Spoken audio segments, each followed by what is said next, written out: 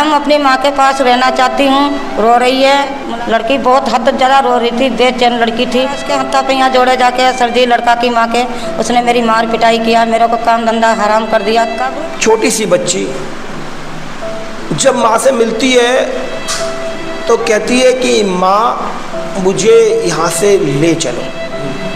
मैं पूछे क्या बात है क्या नहीं है, तो इसने सवाल यही दिया, यहाँ से मेरे को घर लेके चलो। जो एक मस्जिद का अरे पढ़ाई जो करवाते हैं उन लोगों ने पैसा की मदद किया है। नमस्कार, आप देख रहे हैं लीड-दिल्ली.com और आज पहुंचा हूँ गढ़ी मेंढू। जिहाद,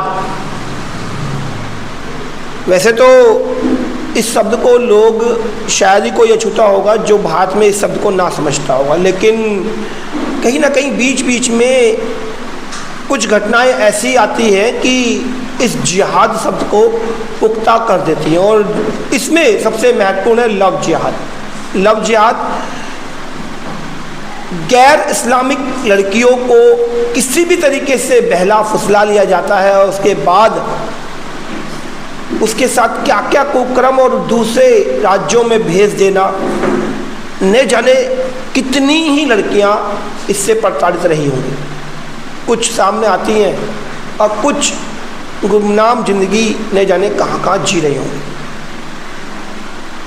उत्तरी पूर्वी जिले का गढ़ी मेंढू गांव और गांव के क्षेत्र में दोबारा से लव जिहाद का मामला सामने आया। मात्र 16 साल की एक बच्ची इस लव जिहाद का शिकार होती है। पहले यहाँ से उस बच्ची को मेरठ उत्तर प्रदेश ले जाया जाता है और उत्तर प्रदेश से उसे जम्मू। माँ रिक्शा चलाकर, बच्ची का पिता रिक्शा बेलदारी करके परिवार का लालन पालन कर रहा है। बस यही कुछ सर्कमस्टेंसेस हैं कि इन जिहादियों के दिमाग में पता है कि होने वाला कुछ नहीं है और कोई हमारा कुछ बिगाड़ भी नहीं पाएगा। कारण क्या है कि आज के समय में जो न्याय है ना, वो भी केवल और केवल पैसे वालों के लिए है। बच्ची की माँ मेरे साथ है, मैं बिना नाम पूछे, बिना बच्ची का नाम लिए बात जरूर करूँगा और कहीं ना कहीं इनकी बच्ची के साथ जो घटनाक्रम घटा, न जाने कितने हजारों संगठन लड़ाई जरूर लड़ रहे हैं कि ये नहीं होने देंगे, लव जिहाद नहीं होना चाहिए, ये जिहाद नहीं होना चाहिए, वो जिहाद नहीं होना चाहिए। लेकिन आज बच्चे की माँ अकेली बैठी है। इक्का दुक्का व्यक्ति मुझे लगातार कॉल कर रहे थे और इक्का दुक्का व्यक्ति इनके साथ नजर आ रहा है। कहाँ है साहब बड़े बड़े संगठन और वो धर्म के ठेकेदार जो हजारों करोड़ों रुपए की फंडिंग केवल जिहादों के नाम पर कर लेते हैं। लेकिन हकीकत में न्याय के लिए किस तरीके से बच्ची की माँ लगातार मुझसे गुहार लगा रही है, सुन लेते हैं। एक बार पहले पूरा घटनाक्रम जान लेते हैं कि आखिर घटनाक्रम है क्या।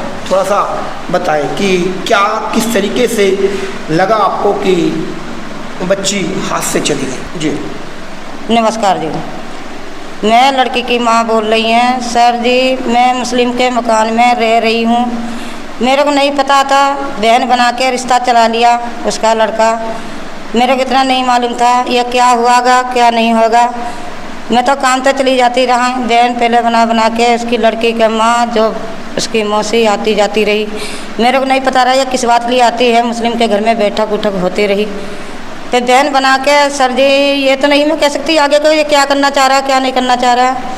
नाजिम नाम का लड़का हैगा, उसके साथ मेरी बच्ची, उसकी मम्मी सभी ने साथ दिया हैगा। मेरे को नहीं सर जी पता हैगा। अद्दू से मेरी बातचीत हुई, मुलाकात हुई। ये अद्दू कौन है? अद्दू उसका पिता का नाम नहीं मेरे को सर जी आ रहा है, क्या नाम है क्या नहीं। उसके जो मोबाइल पे मेरे को साबुत दिखाया गया वही मैं जान सकती। तो मैं बोली भाई साहब मेरे को बात कराई है, तो लड़का बोला मेरे पास नंबर इधर से लगाते हूँ तो नंबर बंद जा रहा है। जितने टाइम में मैडम जी फ़ोन लग गया उतना टाइम में आपकी हम बात करा सकते हैं। इतनी बात हो गई। बात होने के बाद में फिर दोबारा उसके हत्था पे यहाँ जोड़े जाके सर जी लड़का की माँ के, उसने मेरी मार पिटाई किया, मेरे को काम धंधा हराम कर दिया। कब आपके साथ मार पिटाई हुई? हाँ जी। किस लिए? जब हमें बच्चों के बारे में पूछ जांच करती रहे क्यों सर। अच्छा, जब बच्ची आपकी नाजिम के साथ चली गई, हाँ आप बच्ची को ढूंढ रहे थे, हाँ तो आपके साथ पिटाई भी हुई है? हाँ, पिटाई इन लोगों ने किया है सर जी। कमरुद्दीन तो बहुत ज़्यादा कुछ जैसे मेरे पे अत्याचार करता है। कौन है ये? उसका नाजिम का पिता है। अच्छा। नाजिम का पिता से कोई बात मैं कहने जाती तो वो जैसे अपनी जान में गर्व करके बात करते थे। उसकी जो मैडम है, मैडम लोग जैसे मेरे को अत्याचार ज़्यादा कर रखा था, तो मेरे को काम धंधा करना हराम कर दिया। सचवाने के लिए जो अत्याचार करवा रहे हैं बैठ के, इन लोगों के पास खाने की रोटी नहीं है तो पैसा कहाँ से दिया जाता है? जम्मू है, कश्मीर है, कहीं मेरठ है, जो बच्चे ले लेके भगते हैं, कहाँ जाते बिना पैसा से हैं? चलो पैसा की मदद नहीं पाए चलो कहाँ जा सकते हैं? जिसके पास नौकरी करता वो लड़का था, कुछ वहाँ से पैसा उसको मिला होगा, सहारा मदद मिला होगा, तभी तो ये आगे को उसका पैर बढ़ा हुआ है सर जी। जितनी मेरी जानकारी है उतनी मैं कह सकती हूँ, आगे को मैं नहीं जा सकती। अभी क्या हुआ कि FIR मैंने आपकी पढ़ी, आपकी जो धारा लगाई है वो ठीक है, एक बच्चे के अपहरण की धारा आपकी FIR में लगी। जी, बयान भी दिया है, हम अपनी माँ के पास रहना चाहती हूँ, रो रही है, मुलाकात भी है, पुलिस वालों को धन्यवाद, वो वही मुलाकात करवाया है। यही कहना चाहती हूँ, चाहे मेरी धी बेटी हो चाहे किसी की धी बेटी हो, ये अत्याचार करना छोड़ दिया जाए। मेरे को इंसाफ चाहिए सर जी। कुछ इंसाफ में क्या चाह रहे हैं? आपको क्या लग रहा है कि किस चीज़ से इंसाफ आपको मिलेगा?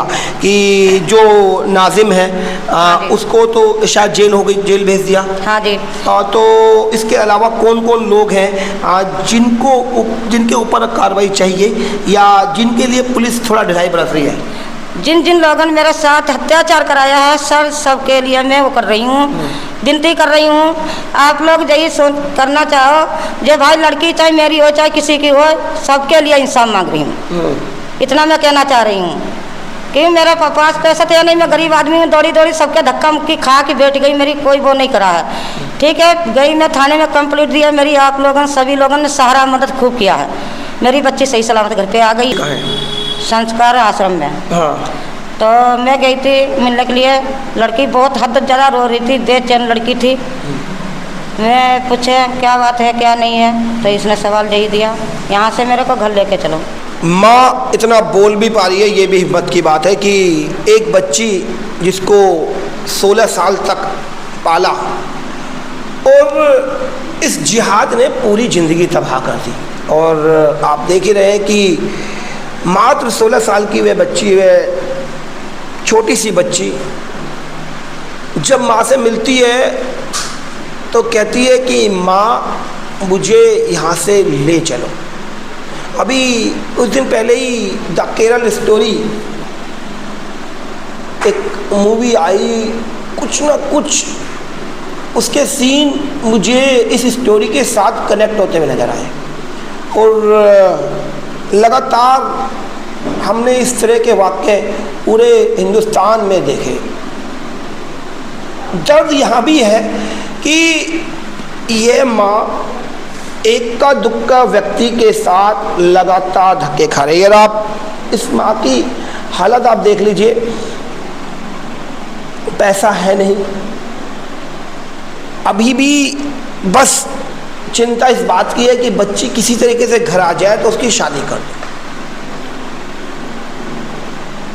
क्या लगता है कि जो अपराधी हैं उनके दिल में हमारा ये हिंदूवाद, हिंदू संगठन, धर्म के ठेकेदार खौफ भी बिठा पाएंगे?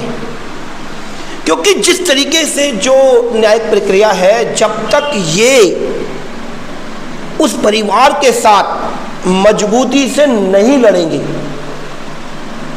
उनको सजा मिल पाना बड़ा मुश्किल है।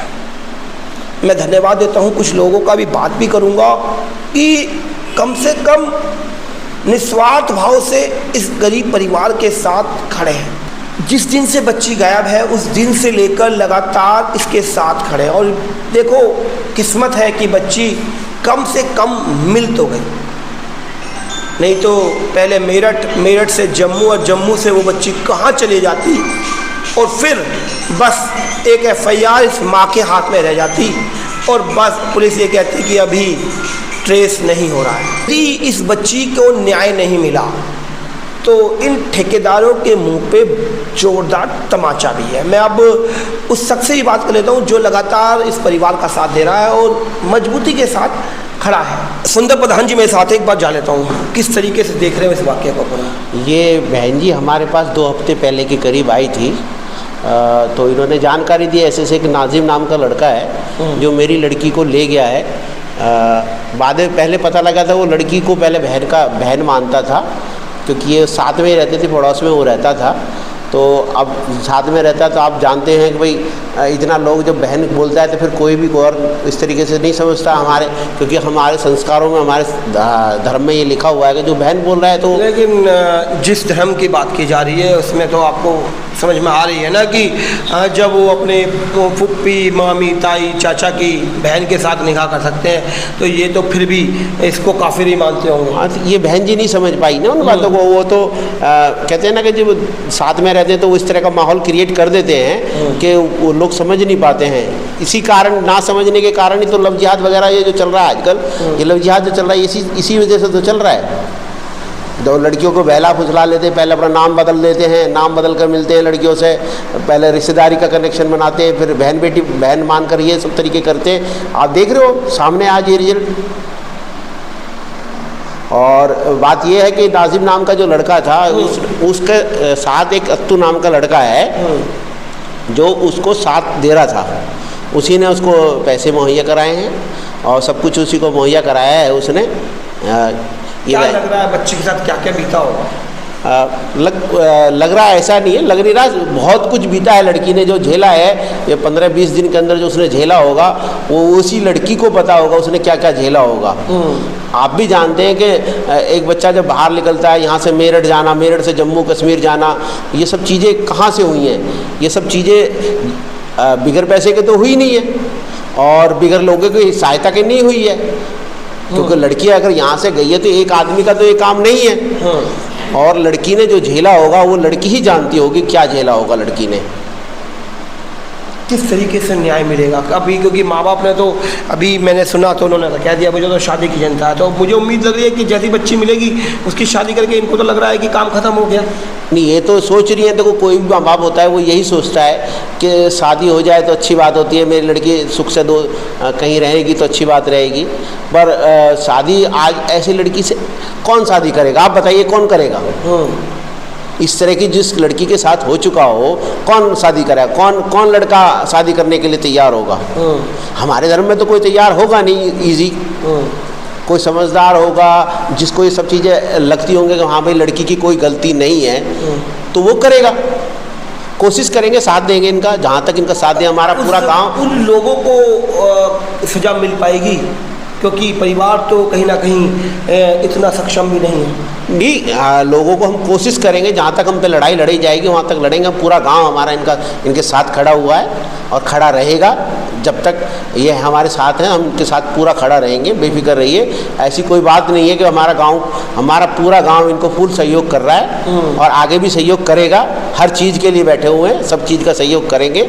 और मैं हमने भी अब भी पूरी सहायता की जहाँ तक हम पे हो सका है। हमारे विधायक जी ने इनकी सहायता की है, हमारे SHO साहब ने पूरा कॉपरेट किया है। नहीं तो ईजी नहीं है यहाँ से जाने के बाद लड़की मेरठ जाना, फिर मेरठ से जम्मू कश्मीर से वापसी आना बहुत मुश्किल होता है। आप भी जानते हैं कि इतना ईजी काम तो होता नहीं है। मैं धन्यवाद करना चाहता हूँ अपने SHO साहब का, विधायक जी का और सांसद जी का। उनका बहुत अच्छा रोल रहा है। लग रहा है कि इसमें जो पुलिस की भूमिका है वो बिल्कुल स्पष्ट है, क्योंकि जैसे बहुत सारे नाम कंप्लेंट में थे लेकिन अभी तक किसी की कोई गिरफ्तारी नहीं। इसमें एक नाम बहुत है जो वहाँ पर एक इस्लामिक पढ़ाई कराता है। यूनिस नाम का शख्स है, वो इस्लामिक पढ़ाई कराता है। वो जो पढ़ाई कराता है वो सिर्फ नाम इस्लामिक कहता है कि मैं पढ़ाई कराता हूँ, लोगों बच्चों को पढ़ाता हूँ। ये किस तरह की पढ़ाइयाँ करा रहे हैं? अगर इस तरह की पढ़ाइयाँ करा रहे हैं तो ये तो आने वाले टाइम में कुछ और चीज़ टारगेट करके पढ़ाइयाँ करा रहे हैं ना जी। अगर आप पढ़ाई कराओ ठीक है, हम इस्लामिक के कोई इस्लाम के हमें कोई विरोध नहीं है हमें, आप इस्लामिक पढ़ाई कराओ जी, कोई दिक्कत नहीं है। पर इस तरह की इस्लामिक पढ़ाई कराओगे तो ये ठीक नहीं है। सरकार को इसके बारे में सोचना चाहिए, कहीं ना कहीं सरकार को इस पर पाबंदी लगानी चाहिए इस तरह की पढ़ाइयों पे। और इनको चाहिए कि ऐसी पढ़ाई ना हो, कि इसमें पढ़ाई हो तो सिर्फ वो सरकार की नज़रों में हो कि क्या पढ़ाया जा रहा है, क्या नहीं पढ़ाया जा रहा है। अगर इस तरह की पढ़ाइयाँ होंगी तो आगे बहन बेटियों को तो निकलना, और हम अपनी बहन बेटियों को स्कूल भेजते, कॉलेज भेजते, तो फिर कैसे भेज पाएंगे। ये हमेशा क्या करते हैं कि ये छोटी लड़कियों को ही टारगेट बनाते हैं, छोटी लड़कियां भी हैं और गरीब परिवार की, और गरीब परिवार के बच्चों को जी, क्योंकि उनको पता है कि ये जल्दी से सॉफ्ट कॉर्नर होता है इनकी नज़रों में, और जल्दी से ये उसको कवर कर लेते हैं अपने फैला फुसला के, अपने प्यार में, पैसे में, जैसे भी करके करना होता है इनको करते हैं ये।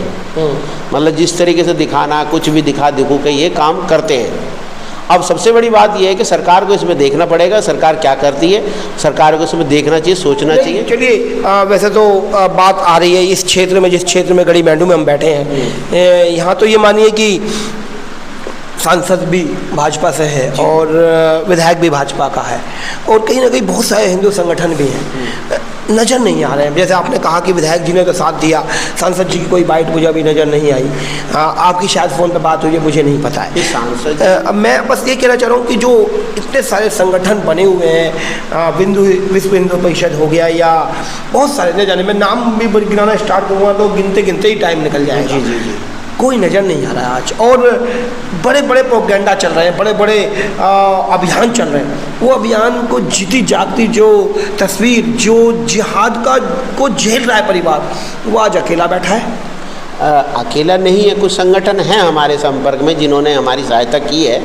जैसे अपने सांसद जी ने बहुत बार डीसीपी साहब को फ़ोन किया, डीसीपी साहब के साथ उन्होंने मीटिंग भी करी, डीसी साहब को फ़ोन किया है। अब हमारे विधायक जी ने भी एसएचओ साहब को और डीसीपी साहब से बात की थी, बहुत उन्होंने कोऑपरेट किया है, उन्होंने उनका पूरा रोल रहा है इसमें। हमारे बजरंग दल वाले कुछ लोग हैं, उन्होंने भी सहायता की है, ऐसा नहीं है, सभी लोगों ने सहायता, पूरा गाँव पूरे गाँव ने हमारी सहायता की है, पूरा गाँव इनके साथ खड़ा हुआ है। तो लग रहा है कि जो अपराधी हैं वो जेल की सलाखों के पीछे एक वक्त के साथ नजर आएंगे।